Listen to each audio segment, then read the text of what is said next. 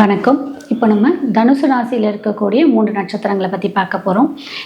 தனுசு ராசியே குரு பகவானோடைய ராசி மண்டலமாக சொல்லப்படுது. இப்போ அதில் இருக்கக்கூடிய 3 நட்சத்திரங்களை பற்றி பார்க்க போகிறோம். முதல் நட்சத்திரம் மூல நட்சத்திரம், இரண்டாவது நட்சத்திரம் பூராடம் நட்சத்திரம், மூன்றாவது நட்சத்திரம் உத்திரட்டாதி நட்சத்திரம், உத்திராடம் நட்சத்திரம். இப்போது இதில் வரக்கூடிய நம்ம மூல நட்சத்திரம் பற்றி பார்க்க போகிறோம். தனுசு ராசி நான் என்னன்னு சொன்னேன், குரு பகவானோடைய நட்சத்திரம் சொல்லியிருந்தேன். இப்போ குரு பகவான் ப்ளஸ் மூலம் வந்து கேது பகவான். ஸோ ஞானம் கலந்த அறிவும் இருக்கும் இவங்களுக்கு. என்ன அப்படின்னு பார்க்கும்போது சொல்லுவாங்களா, மூலம் நட்சத்திரம்னா மூலம் நிர்மூலமாக்கும், ஆண் மூலம் அரசாலம், என்னென்னமோ பழமொழியெல்லாம் சொல்லுவாங்க. நீங்கள் அதெல்லாம் எதுவுமே இது பண்ணாதீங்க. மூலம்ன்றது என்ன அப்படின்னா, இந்த ஜோதிட ரீதியாகவும் ஒரு விஷயம் என்ன சொல்லப்படுதுன்னா, மூல நட்சத்திரத்துலேருந்து தான் நிறைய விஷயத்த கணக்கிடுவாங்க. மூல நட்சத்திரத்துலேருந்து தான் சூரியன் எவ்வளோ தூரம் டிஸ்டன்ஸில் இருக்காரோ அதை வச்சு தான் சில கணக்குகளை குறிப்பாங்க. அதுலேயும் இப்போ முடக்கு ராசியை பற்றியெல்லாம் சொல்கிறோம்னு வச்சுக்கோங்க. மூலத்திலேருந்து ஒரு கணக்கு வச்சு நம்ம கணக்கு போடும்போது இந்த வீடு வந்து 2ஆம் வீடோ 3ஆம் வீடோ 5ஆம் வீடோ முடக்குன்னு சொல்லப்படுது. எல்லாமே மூலத்தை வச்சு தான் கணக்கு போடுவாங்க. ஏன் அப்படின்னா, மூலம்ன்றது வந்து ஒரு மைய பகுதியாக சொல்லப்படக்கூடிய ஒரு நட்சத்திரமாக இருக்குது. அதில் தான் நமக்கு கேது பகவான், அதுக்கான அதிபதி கேது பகவானாக இருக்குது. கேது பகவான் நம்ம யாரெல்லாம் சொல்லுவோம்? விநாயகரை சொல்லுவோம். முத கடவுளாக சொல்லக்கூடிய கடவுள் நமக்கு யார்? விநாயகர் பெருமான். அதே மாதிரி எந்த வேலை செஞ்சாலும் நம்ம யாரை ஃபஸ்ட்டு வழிபாட்டு பண்ணிட்டு செய்வோம்? விநாயகர் வழிபாட்டு பண்ணிட்டு தான் பண்ணுவோம். ஸோ அதற்கான அதிபதி, அதற்கான நட்சத்திரம் மூலம்ன்றதுனால மூலத்திற்கு அவ்வளோ ஒரு இம்பார்ட்டன்ஸ் நம்ம கொடுக்குது. அதே மூல நட்சத்திரத்தில் பிறந்தவங்க பார்த்திங்கன்னா கூடுமான அளவுக்கு கொஞ்சம் வசதியானவங்களாக தான் இருப்பாங்க.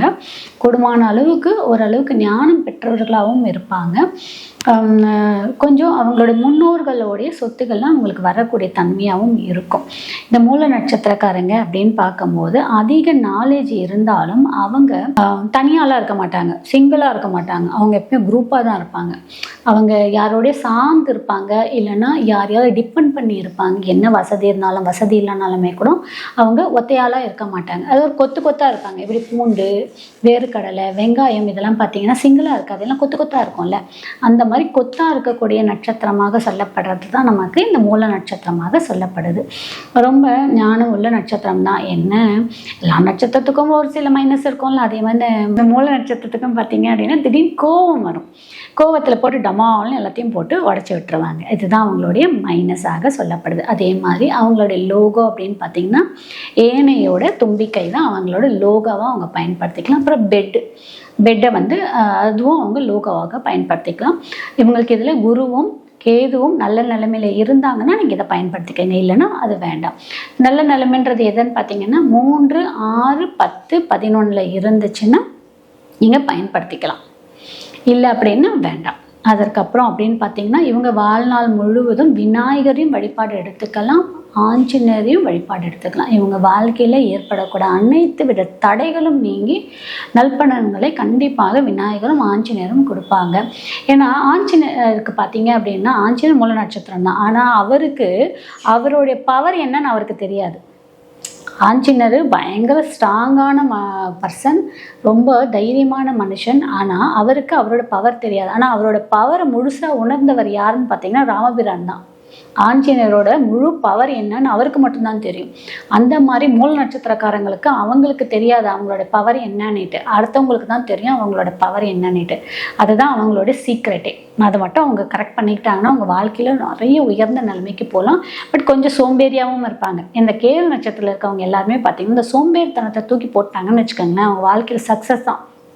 எதை தொட்டாலுமே சக்ஸஸ் தான் அப்படின்ற மாதிரி ஒரு நிலை வந்து கண்டிப்பாக உருவாகும். அதே மாதிரி அவங்களுடைய மரம் அப்படின்னு பார்த்தீங்கன்னா மாமரம். அவங்க மாமரத்துக்கு தண்ணி ஊற்றிட்டு வரும்போதும் ஒரு நல்ல வாழ்க்கையில் முன்னேற்றம் இருக்கும். அதே மாதிரி மூல நட்சத்திரக்காரங்க மா இலை இருக்குது பார்த்தீங்கன்னா, மா இலையை வந்து தோரணம் மாற்றிட்டு காஞ்சி இருந்தால் கூட பரவாயில்ல, அது எடுக்காமல் வீட்டில் வச்சுருக்கும் போது ஒரு நல்ல மாற்றத்தை கண்டிப்பாக கொடுக்கும். அதே மாதிரி அவங்களுடைய விலங்குன்னு பார்க்கும்போது பெண் நாய்.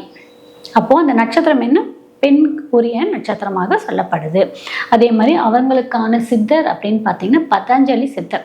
எங்கே இருக்காரு? ராமேஸ்வரத்தில் இருக்காரு. அவர் ஏன் அப்படின்னா பதஞ்சலி சித்தர் வந்து பாம்பு வடிவமாக இருக்கக்கூடிய சித்தர் சொல்லப்படுது இல்லை. கேது பகவான் பாம்போடைய இதுவாக தான் நம்ம சொல்கிறோம். அதனால் பதஞ்சலி சித்தர் இவரை நீங்கள் மனசால் நீங்கள் ப்ரே பண்ணிக்கும் போதும் நமக்கு நிறைய விஷயங்கள், அதாவது சிக்கலாக இருக்கக்கூடிய அனைத்து வித பிரச்சனையும் நீக்கி கொடுக்கக்கூடிய தன்மையை கண்டிப்பாக நமக்கு பதஞ்சலி சித்தர் கண்டிப்பாக கொடுப்பார். அதே மாதிரி அவங்களுக்கான கோவில் அப்படின்னு பார்க்கும்போது மப்பேடில் இருக்கக்கூடிய கிங் சிங் சிவம், இந்த கோவிலும் அவங்களுக்கான வாழ்நாள் கோவிலாக சொல்லப்படுது. இதையும் அவங்க பயன்படுத்திக்கும் போது வாழ்க்கையில் ஒரு நல்ல மாற்றத்தையே கண்டிப்பாக பெறுவாங்க. அதே மாதிரி தனுசு ராசி மூல நட்சத்திரக்காரங்க தானம் பார்த்தீங்கன்னா உணவு தானம். தனுசு ராசியில் இருக்கக்கூடிய 3 நட்சத்திரக்காரங்களையும் உணவு தானம் கொடுக்கும்போது வாழ்க்கையில் நல்ல ஒரு மாற்றத்தை கண்டிப்பாக பெறுவாங்க. அதே மாதிரி அடுத்த நட்சத்திரமான தனுசு ராசியில் இருக்கக்கூடிய பூராட நட்சத்திரம், தனுசு ராசி குரு பகவானோட சொன்னேன், பூராட நட்சத்திரம் சுக்கிர பகவானோட இது. ஸோ குரு சுக்கிரன் இணையும் போது நமக்கு அங்கே என்ன ஒரு நல்ல ஒரு இணைவு, அது குரு சுக்கிரன் இணைவு. சில இடத்துல இருந்தால் நல்ல இணைவு இல்லைன்னு சொல்லுவாங்க, சில வீட்டில் இருந்தால் நல்ல இணைவு இல்லைன்னு சொல்லுவாங்க. ஆனால் ஜென்ரலாகவே குரு சுக்கிரன் இணைவு நமக்கு ஒரு சொசைட்டியில் ஒரு நல்ல லக்ஸரியான லைஃபு, நல்ல கம்ஃபர்டான லைஃப் கொடுக்கக்கூடிய இணைவாக தான் சொல்லப்படுது. ஆனால் இந்த பூராட நட்சத்திரத்தில் பிறந்தவங்கெல்லாம் பார்த்தீங்கன்னா என் வாழ்க்கை முழுவதுமே ஒரே போராட்டமாக தான் இருக்குது. போராடும் சொல்லி ஒரு பழமொழியே இருக்குது. அதே மாதிரி பூராடும் நூலாடும்ன்ற ஒரு பழமொழியும் இருக்குது. அது என்ன அப்படின்னா, போராடும் வாழ்க்கையில் எதை எடுத்தாலும் அவங்களுக்கு தடை தாமதம் ஆனால் கடைசியில் ஜெயிச்சிருவாங்க. ஆனால் அதற்கான பொறுமை நம்மக்கிட்ட வேணும். நம்மளுடைய நெகட்டிவிட்டிஸ் என்னன்றதை தெரிஞ்சுக்கிட்டு அந்த நெகட்டிவிட்டிஸை நம்ம ரிமூவ் பண்ணிட்டாலே வாழ்க்கையில் நமக்கு வெற்றி தான். அதை முதல்ல புரிஞ்சுக்கிட்டாங்கனாலே பூராடக்காரங்க கண்டிப்பாக வாழ்க்கையில் ஜெயிச்சிடலாம். அவங்க சொல் புத்தியும் கேட்க மாட்டாங்க, சுய புத்தியும் கேட்க மாட்டாங்க. எனக்கு தான் எல்லாமே தெரியும், தான் ஆதிக்கம், ஆணாக இருந்தால் ஆணாதிக்கம், பெண்ணாக இருந்தால் அவங்க ஒரு விதமான ஆதிக்கத்தில் இருப்பாங்க. ஸோ இந்த மாதிரி ஆதிக்கத்தன்மையை விட்டுட்டாங்க அப்படின்னும் போது வாழ்க்கையில் அவங்களுக்கு மாதிரி ஒரு லைஃப்ன்றது கிடையாது. அவ்வளோ சூப்பராக இருக்கும். ஸோ அதை பயன்படுத்திக்கலாம். அவங்களுக்கான லோகோ அப்படின்னு பார்க்கும்போது பார்த்தீங்க அப்படின்னா விசிறி இருக்குது பார்த்தீங்களா, அது அவங்களுக்கான லோகோவை அவங்க பயன்படுத்திக்கலாம். விசிறி பிளாஸ்டிக்கில் இருக்க விசிறி போடாதீங்க. அந்த நமக்கு பண ஓலையில் வரும் பார்த்தீங்களா, அந்தக்கான விசிறியை நீங்கள் லோகோவாக போடும்போது நல்ல ஒரு மாற்றம் கொடுக்கும். அதே மாதிரி அவங்களுக்கான சித்தர் அப்படின்னு பார்க்கும்போது செங்கலை சித்தர் அந்த சித்தரையும் வழிபாடு எடுத்துக்கும் போது நல்ல மாற்றம் கிடைக்கும். அவங்களுக்கான மரம் பார்க்கும்போது வன்கி மரம். இந்த மரம் ஆக்சுவலாக எங்கே இருக்குதுன்னு கேட்காதீங்க. இந்த மரம்லாம் கோவிலில் இருக்கும். அப்படி இல்லைன்னா பரவாயில்ல, விட்டுருங்க. இங்கே ஏதாவது ஒரு மரத்துக்கு, கோவிலில் இருக்கக்கூடிய வில்வ மரத்துக்கு கூட நீங்கள் தண்ணி ஊற்றிட்டு வரும்போது ஒரு வாழ்க்கையில் நல்ல ஒரு மாற்றம் கிடைக்கும். மலர்ன்னு பார்க்கும்போது வெள்ளை தாமரை மலர் அவங்களுக்கான மலராக சொல்லப்படுது. அவங்களுக்கான விலங்குன்னு பார்த்தீங்கன்னா ஆண் குரங்கு.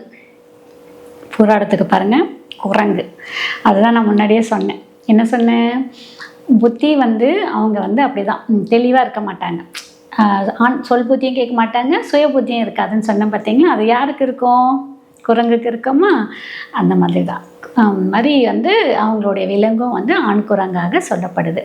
ஸோ உடனே திட்டி கமெண்ட்ஸ் போடாதீங்க. என்ன அவங்களுக்கான குணாதிசயங்கள் தான் நான் சொல்கிறேன். ஸோ இதெல்லாம் நம்ம திருத்திக்கிட்டு பண்ணும்போது நம்ம வாழ்க்கை கண்டிப்பாக மேலே போகும், மேலோங்கும். நம் செய்யக்கூடிய சின்ன சின்ன தவறுகள் தாங்க நம்மளுடைய வாழ்க்கையை அடிமட்டத்தை கொண்டு போகுது. ஒன்றே ஒன்று மட்டும் எல்லாரும் ஞாபகம் வச்சுக்கோங்களேன். உங்களுடைய கர்மா நீங்கள் கேட்டு வாங்கிட்டு வர்றது கிடையாது. ஆனால் அந்த கர்மாவை குறைக்கணும் அப்படின்னா நம்ம தேடி ஒரு பரிகாரம் பண்ணுறோம். அது ஒன்று.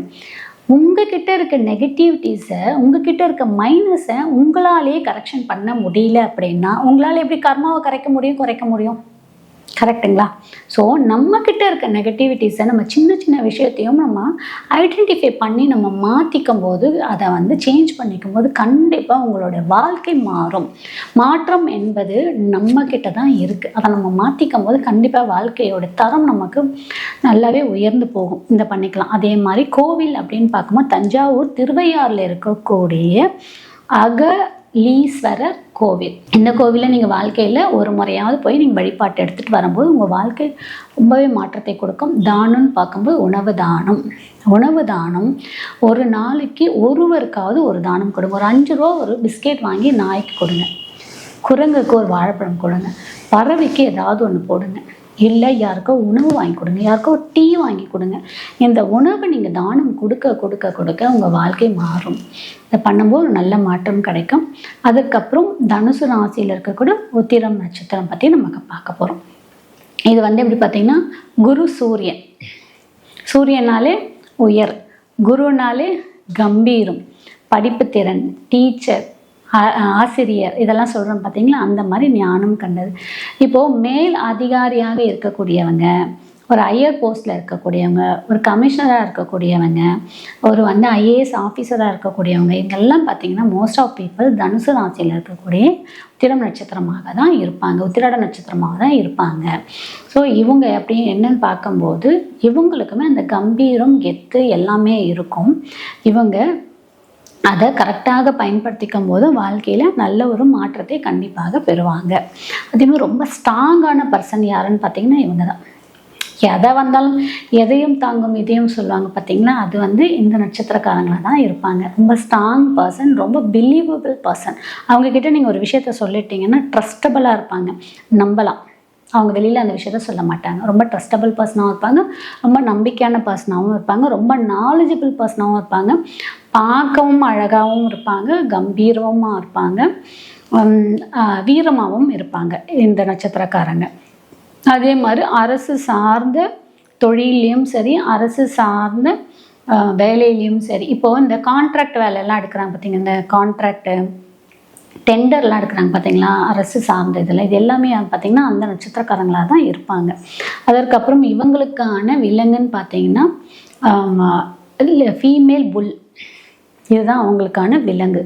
சித்தர் அப்படின்னு பார்க்கும்போது மச்சமுனி சித்தர். மச்சமுனி சித்தர் 18 சித்தமார்களில் அவரும் ஒரு சித்தமார். இந்த சித்தமாரும் அவங்க வழிபாடு எடுத்துக்கும் போது வாழ்க்கையில் ஒரு நல்ல மாற்றம் கிடைக்கும். இவங்களும் உணவு தானம் கொடுக்கும்போது வாழ்க்கையில் நல்ல ஒரு மாற்றம் கிடைக்கும். வேற ஒரு பதிவில் சந்திக்கிறேன். நன்றி, வணக்கம்.